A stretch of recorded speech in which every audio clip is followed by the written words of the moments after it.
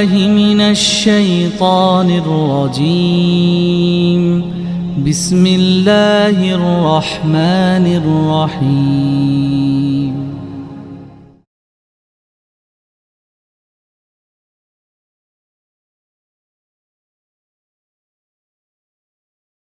Assalamualaikum warahmatullahi wabarakatuh.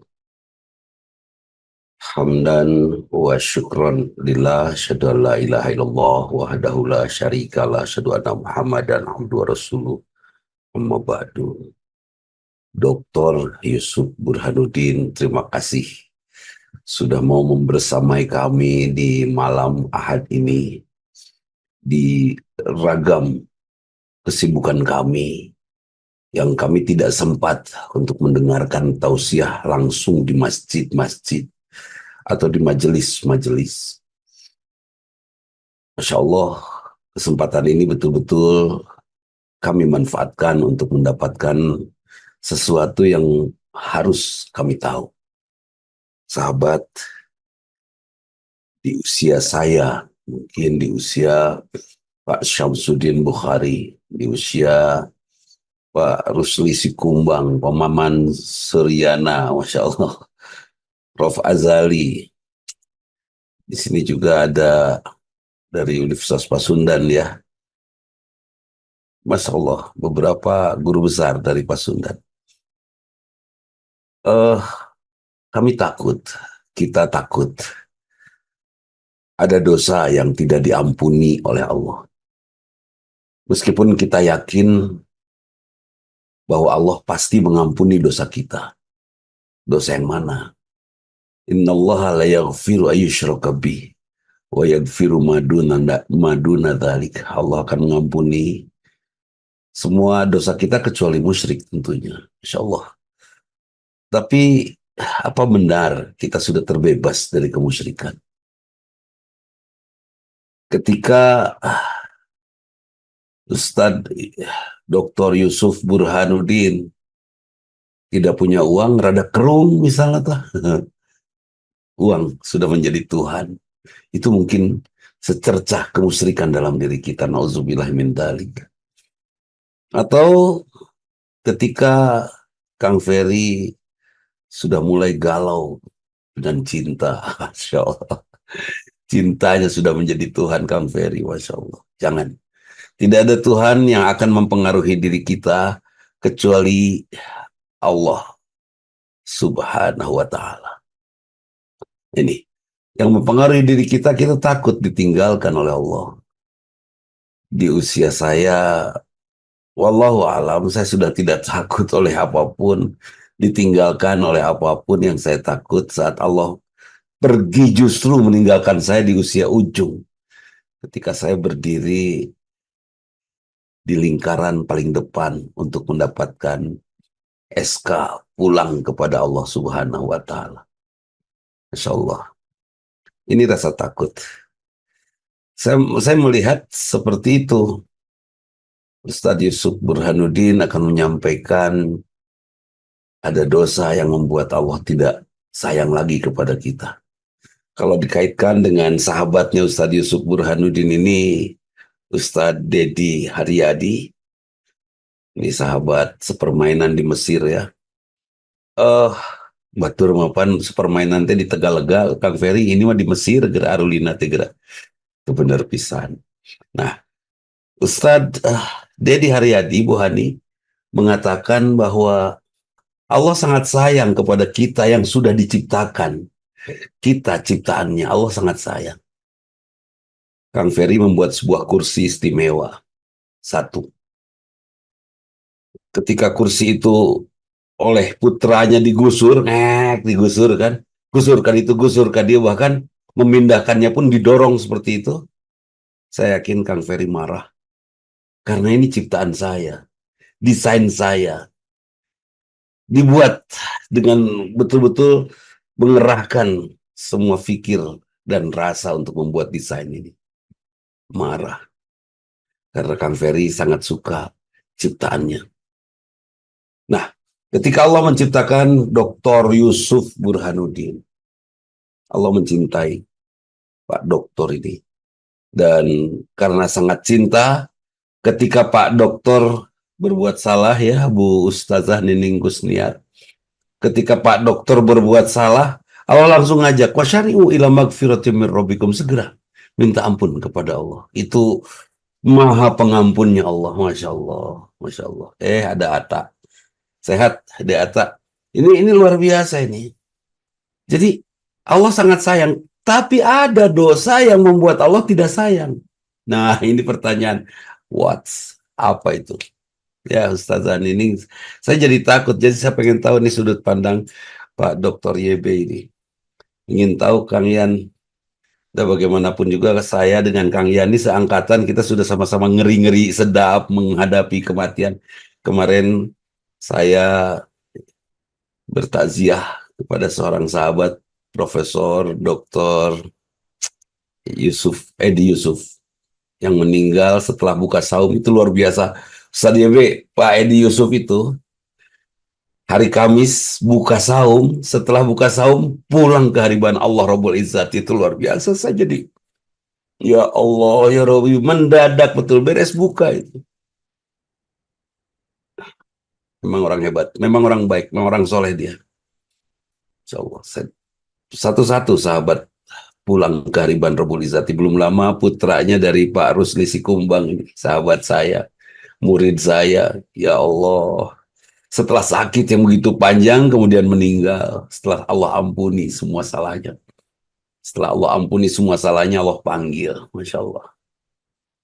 Itu kasih sayang Allah. Dan Bu Nining boleh ya, kalau saya punya keyakinan bahwa keimanan yang kita punya saat ini di ruangan ini, yang kita semua duduk di sini, sepertinya Mulia Zakaria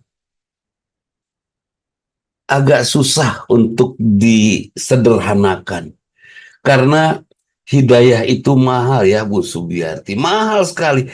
Tidak mudah Firaun untuk mendapatkan hidayah dari Allah, padahal Firaun tuh luar biasa. Tidak mudah Abu Jahal mendapatkan, atau yang dekat dengan Rasulullah, Abu Thalib. Abu Thalib dekat dengan Rasul. Tidak. Oleh Allah tidak diberi hidayah. Di sini ada Ibu Min Mardiana, Masya Allah. Ibu Min mau datang ke sini, ada Bulia. Di sini ada Ibu Mali, ada Kang Pupun. Semua kita. Ada Pak Dadang Kusnadi. Pak Dadang, gimana rasanya kopi? Itu luar biasa. Itu luar biasa. Kita dapat hidayah untuk duduk di sini, ya, Dr. YB. Masya Allah, ini luar biasa. Kata Ustadz Dedi Aryadi beberapa waktu yang lalu, mengatakan ada orang yang sholat dan sholatnya itu dicuri oleh ketergesa-gesaan dan ketidakseriusan dia dalam melaksanakan sholat. Nah, Pak Wayan gimana setelah Pak Wayan pensiun? Sholatnya makin khusyuk nggak? Insya Allah. Tapi saya yakin serusak-rusaknya sholat yang kita lakukan, ya'mal mithqala dzarratin khairan yarah, itu pegangan saya. Sepanjang kita ada upaya terus memperbaikinya, maka Allah akan menghargai itu. Bayangkan tuh, doa duduk di antara dua sujud kan panjang, Rabbighfirli warhamni wajburni warfan, dan seterusnya. Itu panjang, tapi orang cukup dengan Allahu Akbar, Allahu Akbar, Allahu Akbar. Aduh, ngebut pisan. Saya baru aja nyebut Astag, udah ruku lagi. Saya lihat di masjid ya ada yang sholat.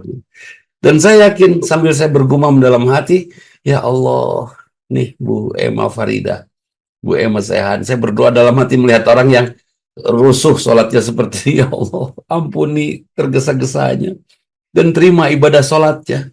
Dan tidak mungkin ya Allah dia datang ke tempat ini untuk sholat kecuali karena Engkau memberikan hidayah.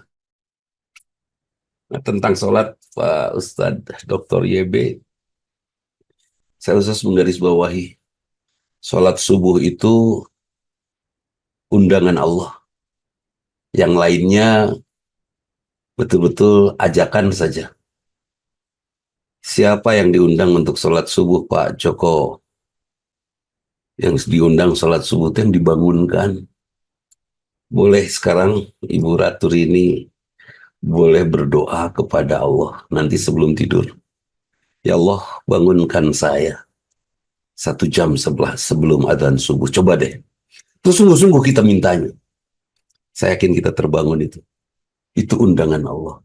Ketika undangan subuh itu tidak kita penuhi, sudah lilir, enggak lah, batal kita dapat undangannya, Masya Allah. Artinya undangan yang kita sia-siakan.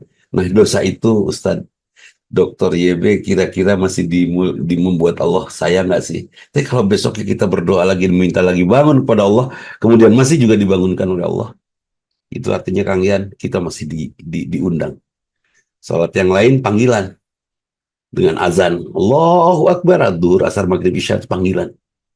Yang ini betul-betul undangan.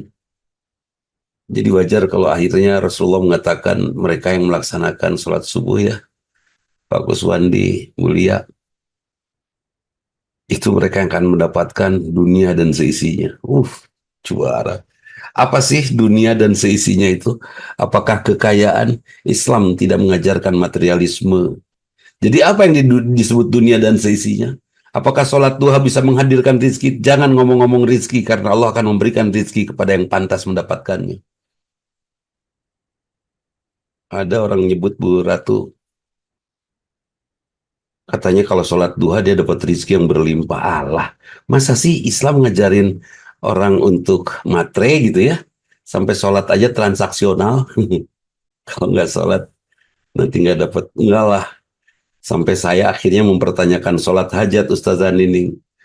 Rasulullah pernah nggak ya mengajari umatnya untuk memenuhi hawa nafsunya dengan cara meminta kepada Allah dengan sholat hajat? Sholat hajat itu kan sholat meminta kepada Allah. Setiap doa sebetulnya sudah meminta, kenapa harus pakai sholat lagi? Terus sholat hajat itu pasti yang diminta tuh hawa nafsu kan? Ya Allah, saya pengen jadi anggota legislatif di DPR RI dari Partai Surabi, ya Allah. Surabite, Partai Surabite, susunan rakyat bingung. Gitu. Apakah itu yang diajarkan oleh Rasulullah? Tidak mengajarkan materialisme duniawi seperti itu. Justru yang disebut kita memiliki dunia dan seisinya pada saat kita dekat dan berada dalam rangkulan ilahi. Pemilik semesta dekat dengan kita. Pemilik semesta jadi sahabat karib kita di keseharian kita. Kira-kira benar tuh sih. Ada presiden yang bangga di satu negara, presiden di satu negara yang bangga karena dia bersahabat dengan presiden yang sangat kaya di negara yang sangat kaya. Akhirnya dia nurut sama presiden yang kaya raya ini, si presiden ini. Apapun ya kata presiden yang kaya raya ini kepada presiden ini nurut dia. Itu baru dari presiden ke presiden. Kang Ferry, Bu Ai, Wayan, Suyarti, Ustadz Hashim, Bu Hani, ya Kang Riki Purnama, Masya Allah. Kang Dedi Rahmat, Prof. Dedi Rahmadi, Masya Allah. Akhirnya datang juga Prof. Subhanallah, turun Prof. Ini apa namanya, kehormatan. Pak Profesor Dedi Rahmadi. Masya Allah. Kita semua bangga karena bersama kita ada Allah yang Maha Kaya. Kita kaya raya. Kita tidak dididik untuk materialistik. Nah, setelah Kang Ferry berusaha keras, mentalnya juga sudah bagus di sisi Allah ya. Mentalnya sudah bagus di sisi Allah. Terus berjuang lagi menyempurnakan ilmunya, berjuang lagi menyempurnakan akhlaknya, berjuang lagi. Kira-kira pantas nggak sih dia menjadi orang kaya secara finansial di dunia? Pantas. Jadi kekayaan itu yang aman dan menenteramkan adalah kepantasan. Dan kita sudah sangat kaya karena kita sedang berjuang mendekati Allah yang Maha Kaya. Sesuatu yang membuat kami mengerti, jangan lakukan dosa itu. Karena Allah tidak akan pernah sayang kepada kita. Kalau Allah tidak sayang, Allah tidak akan mengampuni kita. Sedalam, seserius apapun kita beristighfar, Allah tidak akan terima kalau Allah sudah tidak sayang. Insya Allah, saya takut sekali dengan itu. Takut kepada sesuatu yang subhanallah. Neraka jahanam saja berlindung dari lembahnya, dari lembah neraka jahanam. Ini artinya memang lembah itu sangat menakutkan. Dan ini lembah ini diberikan oleh Allah kepada orang-orang muslim, bukan orang kafir ya, kepada orang-orang muslim yang melakukan dosa-dosa yang tadi disampaikan, Masya Allah. Prinsipnya semuanya adalah dosa yang pada saat dia lakukan, dia tidak menyatakan atau tidak merasakan bahwa Allah itu ada. Ketika dia sombong, Masya Allah, seorang kaya berbicara di hadapan seorang miskin. Kamu kalau nggak ada saya, kamu nggak makan. Ya Allah, dia sudah menabrak kaidah untuk berlindung dan harus berlindung kepada Allah dengan Qul a'udzu birabbin nas. Aku berlindung kepada Allah Rob yang merawat manusia, bukan saya yang memberi makan orang miskin itu. Status finansial seseorang, orang kaya diberikan kemampuan di kekayaannya.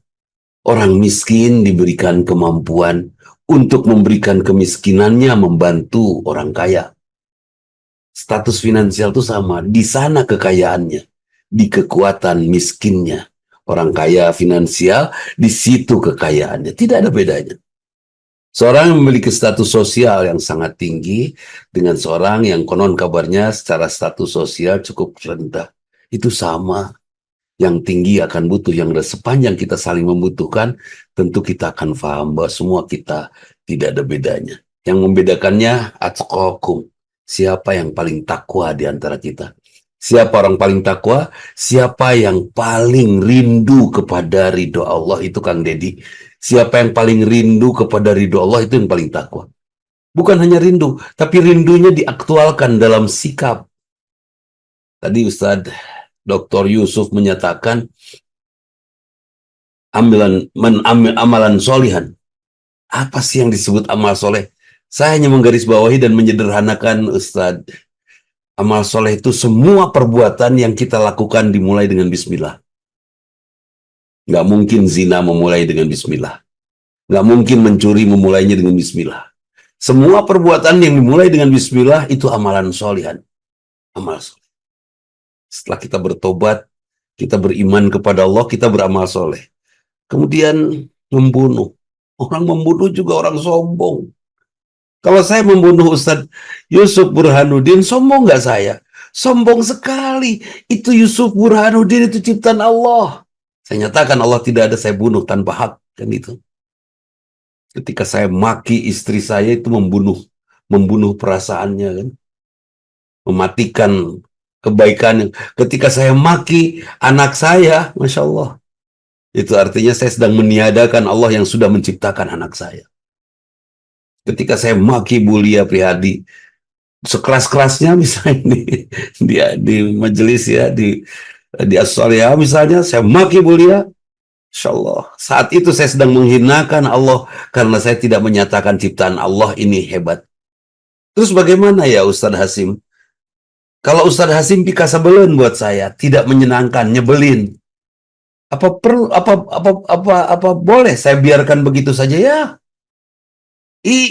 Nyebelinnya Ustadz Hasim itu anugerah Allah untuk saya belajar untuk menahan diri, menahan marah, membangun sabar, membangun bijaksana, mengambil hikmah dan lain sebagainya. Iya kan? Itu, Insya Allah. Tidak ada yang Allah berikan kepada kita, Bu Tuti, Bu Ai Sugiyati, Bu Emilia Hambali, Masya Allah. Tidak ada Allah yang, tidak ada apapun yang Allah berikan ya Bu Tuti, kecuali karena Allah ingin memberikan ilmu kepada kita. Begini, bisa Allah memberikan ilmu tiba-tiba truk saja kepada kepala kita, bisa. Konon orang nyebutnya ilmu laduni. Tapi saya yakin kita tidak akan pernah bisa sabar, karena Allah memberikan ilmu ke dalam benak kita, akan Allah seimbangkan dengan mental kita. Kalau tidak seimbang antara hati dengan kepala, itu bisa ngejeprut itu. Ada orang-orang yang jenius ya, orang-orang yang super cerdas. Itu ya Ustadz Yusuf ya, orang super cerdas akhirnya hidupnya frustrasi karena mentalnya nggak siap. Bisa saja Allah berikan itu, tetapi bersyukur ketika Prof. Dedi Rahmadi mendapati mahasiswanya yang pika sebelen, dia sedang melatih kita untuk bijaksana, Prof. Masya Allah. Terima kasih, wahai pemuda pika sebelen. Saya sedang dilatih untuk bijaksana ya, Dr. Dele. Itu, Masya Allah. Tidak ada Allah memberikan sesuatu yang buruk untuk kita. Pasti. Jadi, semua yang tadi 3 hal tadi, dosa sombong, apalagi membunuh, dan zina, itu adalah dosa-dosa di mana kita menghilangkan keberadaan Allah. Zina, wanita itu ciptaan siapa? Ciptaan Allah, ini kata laki-laki ya. Wanita itu ciptaan Allah. Terus karena milik Allah, karena ciptaan Allah, boleh kita tabrak begitu saja? Oh enggak. Dokter YB, izin dulu kepada Allah kalau mau ngambil seseorang. Jangan main hampol begitu saja. Abang orang kawasa, mentang-mentang kita kaya, kuat, berkuasa, berpengaruh, kita ambil aja main begitu. Tidak, itu milik Allah. Jangan tiadakan milik Allah itu. Jangan tiadakan keberadaan Allah itu. Saya diajari berdoa oleh guru tercinta Bu Is Aisyah. Apa doanya? Bahasa sendiri, bukan doa dari hadis. Ya Allah, jangan kau biarkan semua rizki yang kau berikan kepada saya membuat saya semakin jauh darimu. Setelah kaya berubah. Mata tadinya buram katarak, setelah dioperasi sembuh, bisa melihat lagi, jadi sewenang-wenang memanfaatkan mata. Iya kan? Kemudian ya, apapun. Dulu pengen jadi guru besar, setelah jadi guru besar ada sombong sedikit. Masya Allah. Ada yang gitu, ada itu teman saya itu. Saya sebut dia bermacatara kiranya. Nggak pernah baca, tapi ya Allah, saya pengen jadi sarjana, setelah jadi malah sombong. Saya pengen, kan banyak Kang Ferry, wanita-wanita kalau kalau dia jadi suami saya. Aduh, ini Kang Indra Nugraha nih. Kalau kata istrinya, kalau Kang Indra jadi suami saya, atau Kang Indra ke istrinya ya, kalau dia jadi istri saya, kata Kang Indra, saya akan bahagiakan dia. Saya akan berikan sesuatu yang paling sempurna yang saya punya untuk dia. Oh, itu juara. Itu betul. Tapi setelah itu dikhianati, mulai ada marah, mulai ada kesal.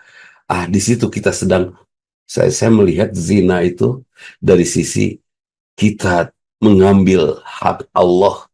Ketika Allah memuliakan dia, kita ambil hak itu dengan kita hinakan dia.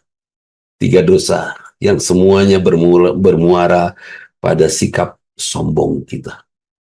Tapi ada yang lebih luar biasa lagi, kata Rasulullah, yang harus kita hindarkan. Apa? Sombong dalam kemiskinan. Orang Palestina itu tidak pernah sombong. Saya sakit, saya berjuang. Enggak.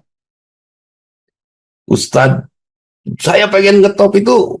Enggak ada itu. Enggak ada ustadznya. Kalau sombong itu bukan ulama itu. Kalau sombong itu bukan pahlawan itu. Iya kan? Kalau dermawan sombong itu bukan dermawan itu. Itu kalau sombong itu sudah menjadi musuh Allah. Karena itu kita selalu berlindung, dan saya berharap kita semua berlindung. Dan salah satu amalan solihan tadi, obat dari kesombongan ini adalah amal soleh yang tulus ya Bu Dele ya. Kemarin saya berbicara banyak dengan Bu Dokter ini tentang bahwa rasa takut adalah sumber penyakit ya. Sumber penyakit, kan la khaufun alaihim walahum yazanun. Rasa takut itu sumber penyakit. Subhanallah. Dan kenapa ada rasa takut? Karena ada kesombongan. Dan saya sudah tidak takut lagi sekarang, karena bersama Allah, bersama saya ada Allah yang Maha Kuasa. Ibu jangan takut kehilangan cinta. Ibu jangan takut kehilangan apapun di dunia ini. Termasuk pada saat ibu-ibu dimarah oleh anak. Titip ya kepada semua ibu nih yang ada di sini, dan sampaikan pada semua ibu di tempat lain. Jangan marah kepada anak, dan jangan mendendamkan marah itu untuk anak. Titip itu, agar anak kita berkah. Titip itu. Kenapa? Allah saja tidak pernah marah kepada ibu langsung ketika ibu berbuat salah di hadapan Allah. Kenapa kita harus marah kepada mereka langsung ketika dia salah di hadapan kita? Pertanyaan saya, siapa elu gitu loh. Pondoknya pertanyaan, siapa elu? Raja bukan, Tuhan bukan, ngamuk iya. Kan itu tah. Ya, hati-hati. Jadi prinsipnya, hatur nuhun Al Ustadz Dr. Yusuf Burhanuddin Berkah. Mudah-mudahan ilmu kita semakin membuat kita dekat dengan Allah. Mudah-mudahan ilmu kita membuat semakin disayang oleh Allah. Sahabat, ini pengumuman ini, japri saja kepada saya untuk kita membantu pesantren di Ciganitri yang kemarin malam terbakar ya. Ada 2 rumah ustadz yang hangus di sana. Kalau ingin membantu boleh japri saya ya, mulia ya. Langsung saja. Mudah-mudahan Allah tuntun kita, Allah mudahkan penyelesaiannya, dan kembali Allahumma ajirhu fi musibati wa akhlif lahu khairum minha. Mudah-mudahan Allah menggantikan yang terbaik dan mereka mendapatkan pahala yang besar dengan kesabaran menghadapi musibah ini. Dan kita titipkan rezeki kita kepada mereka supaya kita tidak mendapatkan musibah yang sama. Ya, ini nih Ustaz Yusuf, saya pernah bertanya, kenapa saya nyaman-nyaman aja hidup ya Kang Ferry ya? Kenapa di buta kita mending enteng-enteng aja hidup? Ternyata Masya Allah, pun Bapak, ayahanda tercinta Allah yarham, beliau merawat umat sampai anak Timur Timur, anak NTT, anak Irian Jaya dibawa ke Bandung disekolahkan dengan fasilitas pribadi beliau. Kita anak-anaknya cemburu waktu itu. Anak batur ya diurus, anaknya sendiri terlupakan, cemburu. Semua sama. Tapi sekarang kami merasakan tentram itu. Rupanya Pak Kuswandi, waktu ayahanda tercinta merawat orang lain, Allah merawat anak-anaknya. Itu. Sekarang saya coba rawat anak orang banyak. Mudah-mudahan anak-anak saya, cucu-cucu saya dirawat oleh Allah. Nah, kenapa tidak kita selamatkan semua saudara kita yang saat ini sedang menghadapi musibah yang dekat saja. Mudah-mudahan Allah lindungi kita dari musibah semacam itu dan musibah lainnya. Itu saja. Terima kasih atas kehadirannya. Kita saling bahu-membahu memberikan semangat agar kita mau belajar tentang al-Islam supaya tidak tersesat menuju jalan pulang. Itu saja, mohon maaf. Aku qouli hadza wa astaghfirullah li wa lakum. Assalamualaikum warahmatullahi wabarakatuh.